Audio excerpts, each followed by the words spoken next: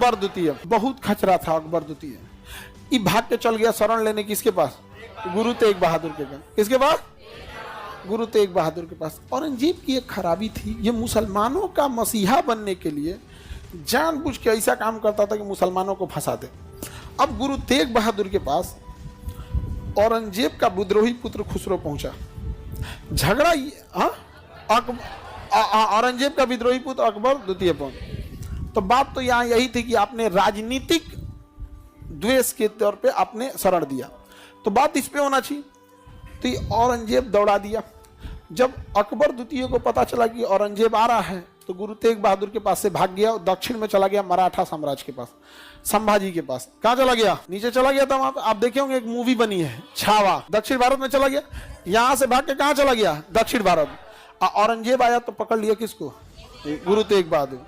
अब गुरु तेग बहादुर से पूछना चाहिए इसे कि आप हमारे विद्रोही पुत्र को शरण दिए हैं, वो साम्राज्य के लिए ठीक नहीं है। गुरु थे, रेस्पेक्ट करता क्या, और इतना ही बोल देता कि मैं बहुत कट्टर राजा हूं, यदि कोई और व्यक्ति रहता तो मैं शायद कोई और डिसीजन लेता। आप गुरु हैं इसलिए मैं आपसे आशीर्वाद लेके चला जा रहा हूं। औरंगजेब का रेस्पेक्ट बढ़ जाता, इतिहास में लिखा जाता औरंगजेब। एक तो गलती क्या किया कि आप तुम्हारा बेटा को ना शरण दिए थे, वो तो गुरु थे।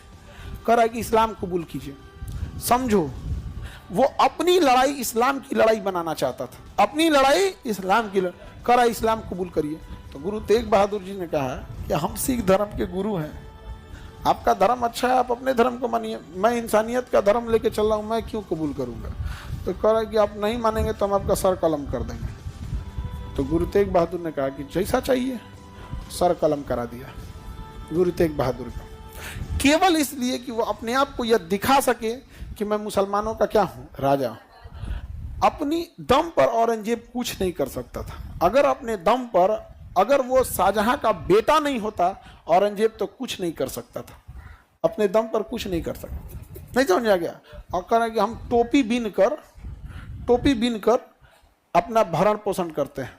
ये भैया, राजा के हाथ का बिनल टोपी 20 रुपया में बिकेगा। कल को कोई टोपी बीने नरेंद्र मोदी और कहें कि खरीद लो, एगो रोटी बेल दे नरेंद्र मोदी, कहें कि रोटी कौन खरीदेगा, तो रोटी 5 रुपया का बिकेगा। हाँ, उसका नीलामी होगा। नहीं समझा गया? बोली लगेगा, फिर वो रोटी खाइए। फिर मान के चलिए कोई मुख्यमंत्री खा लिया रोटी, अब वो बोलेगा हम अपने यहाँ 200 स्मार्ट सिटी बनाएंगे अपना।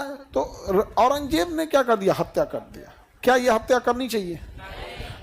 ये चोट्टा जो उसका विद्रोही बेटवा था, यहाँ से भाग